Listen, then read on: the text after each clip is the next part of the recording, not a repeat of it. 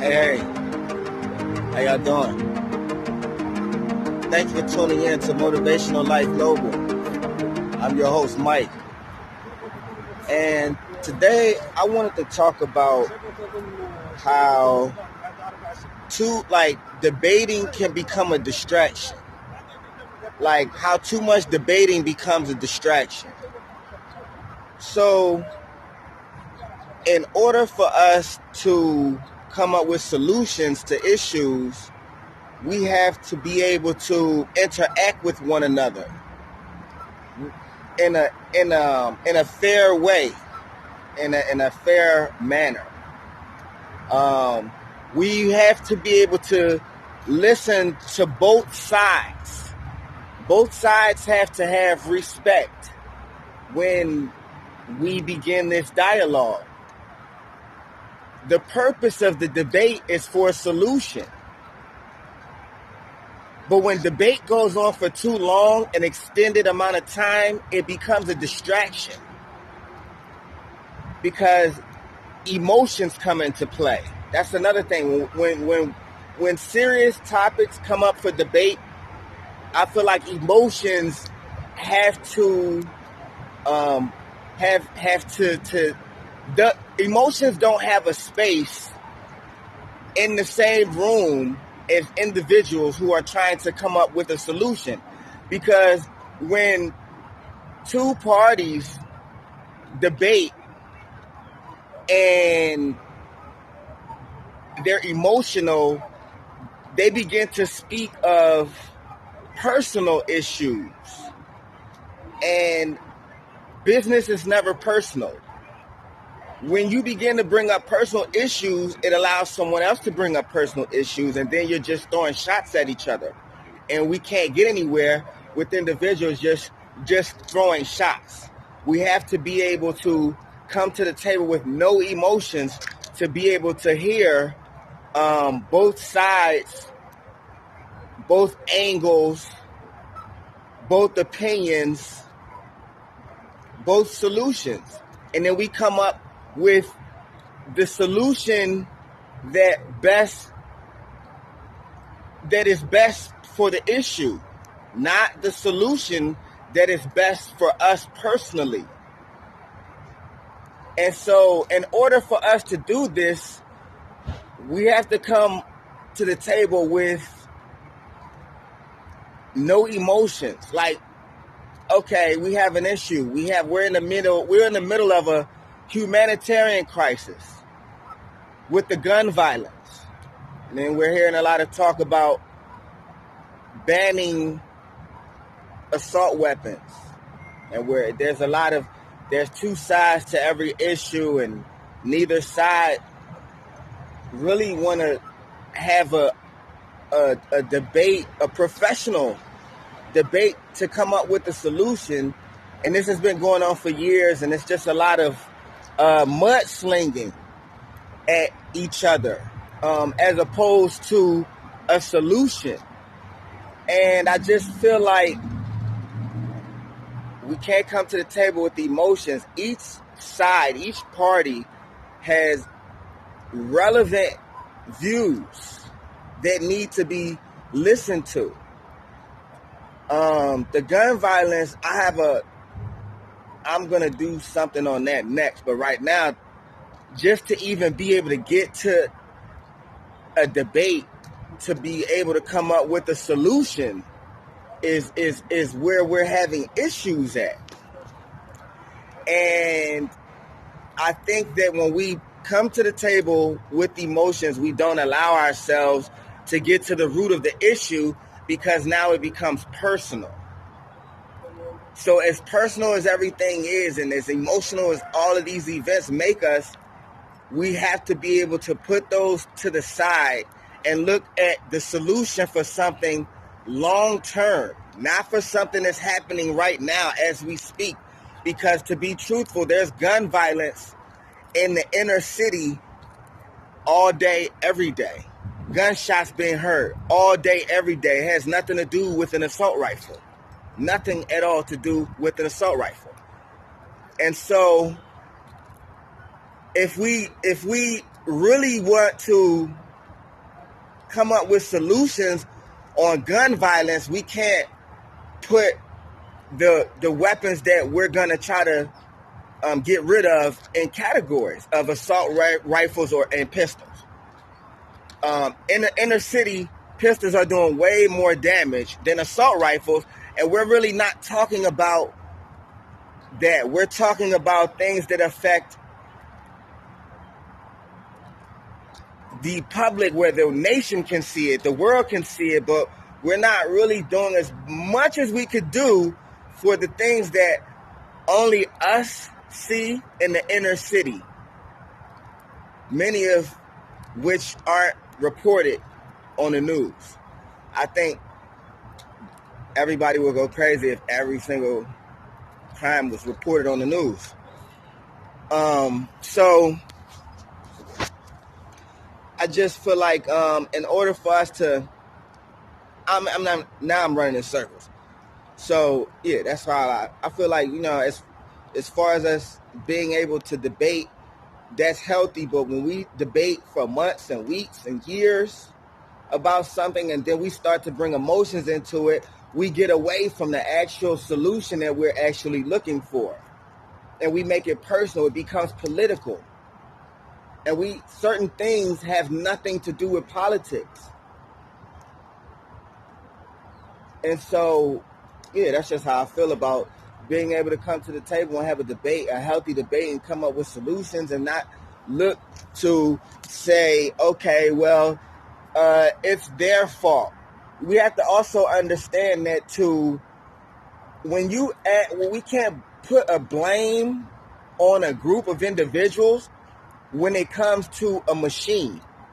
A weapon is only activated by a human being, unless it's programmed or something like that. Other than that, it's a human being. A weapon cannot be activated unless through a human being. So we have to actually get to the source. I mean, where the gun's coming from. No human being in the inner city are manufacturing these guns. These guns are not being manufactured in the inner city by any race. They're coming from outside the inner city. So it's just like, excuse me, if we want to come up with solutions, we have to start getting to the root of the issue and not just wait till some type of public tragedy happens and then say, okay, blame it on. We have to also understand this. Everyone with an assault rifle is not a criminal or looking to do anything criminal. Weapons are evolution. The evolution of weapons are at an all-time high. Like, before you know it, it'll be like missiles on the street. And then you get rid of the assault rifles, and then people can't even protect themselves. So if you get rid of the legal weapons and you leave the illegal weapons flowing like water, then how is the average citizen supposed to protect themselves against their house? Because the only thing that'll be out of the way will be legal weapons. All the illegal weapons will still be as available as they ever were. And then now you have people just running through everything, knowing that no one is able to protect themselves. I can go in any house, get anything I want out of it with this illegal assault rifle, because no one has a legal assault rifle to stop a person with an illegal assault rifle. So now you take away, it's kind of like the whole country is like, has their hands tied behind their back because of individuals. I mean, we come up with solutions. We say something like, maybe we up the age. Maybe we just don't get rid of a weapon. Maybe we just don't ask a group of individuals to get out of, to jump off the cliff. But we ask her, hey, how is it possible that we raise the age? We look at the average age of individuals who are committing these crimes, and we say, okay, 50 years old. You can't get an assault rifle unless you're 50, unless you can show valid proof that you're some type of business owner, then you need protection or something like that. We raised the category from it just being a normal weapon as an assault rifle, and maybe raise it to, okay, this is in a different category of a pistol, a handheld, like a regular one-handed pistol. This is another category up. This will take another license to get to. You'll need a special license to get to this category. Raise it to an assault rifle category where maybe individuals need to be 50 and they need to get through another license check to get through that.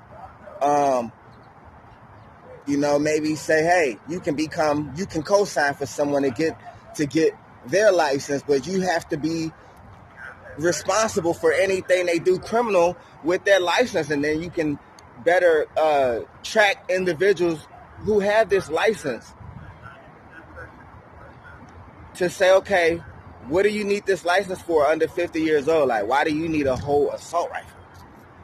I mean, but to say let's just get rid of it, I think that's a little unfair for those who need to protect themselves. There are individuals who are legal who need these guns to protect themselves against people who have high-powered guns or assault rifles themselves. So, yeah, we can, raise the age. We can, make it up the category. I mean, there's so many different solutions. So that's why I'm saying that depending on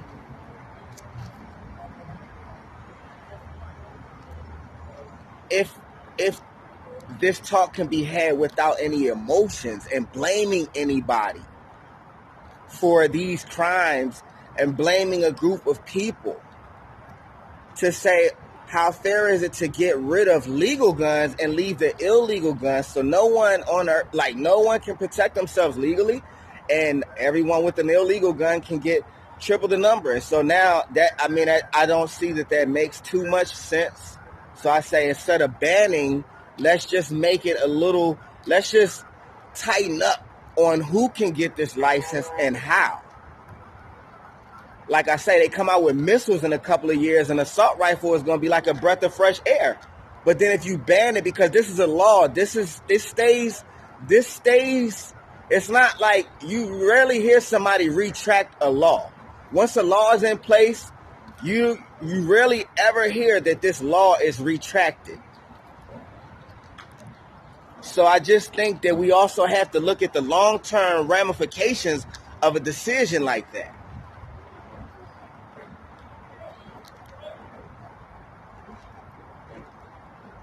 All right, guys. So, yeah, I think actually that's just, all I really had to say on that whole situation. I just feel like too much debating, and then it's too much shots getting thrown, and then it gets political. And then once it gets political, the